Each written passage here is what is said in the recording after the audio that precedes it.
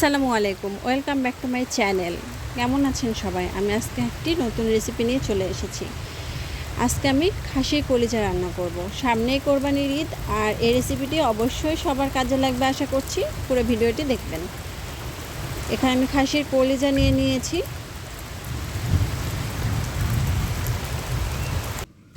এখন আমি ছোট পিস করে কেটে ভালো মতো ধুয়ে নেব। এখন আমি কড়াইতে কলিজাগুলো দিয়ে দিলাম। আমি সাথে কিছু মাংসও নিয়েছি।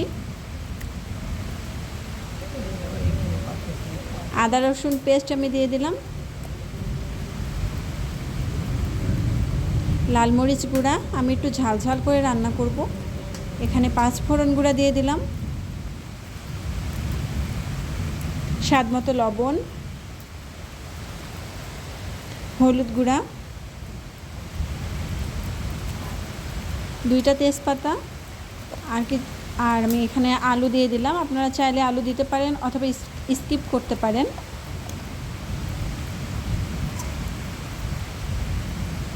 পেঁয়াজ কুচি দিয়ে দিলাম।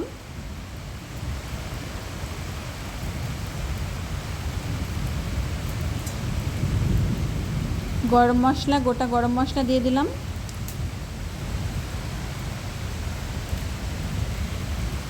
এখন তেল দিয়ে ভালো মতো হাত দিয়ে মেখে নেব।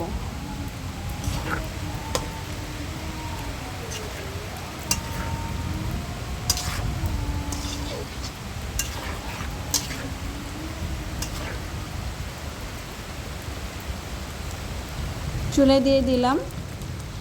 এখন আমি রসুন দিয়ে দিলাম। এখানে দেশি রসুন দিয়েছি।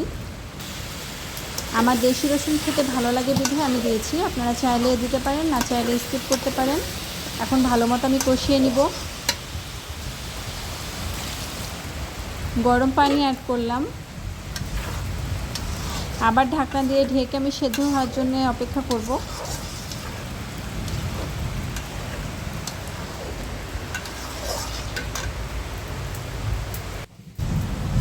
আমি এখানে ঝোল দিয়ে দিয়েছি, এই পানিতেই সিদ্ধ হবে। এই তো হয়ে এসেছে। আর বাইরে অনেক জোরে বৃষ্টি হচ্ছে।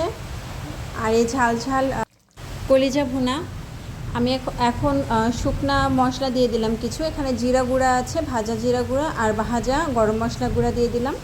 দিয়ে আমি কিছুক্ষণ এটা ঢেকে রেখে দেবো চুলার উপরে। Thanks for watching. ভালো থাকবেন সবাই, আর বাসায় অবশ্যই ট্রাই করবেন। আল্লাহ হাফেজ।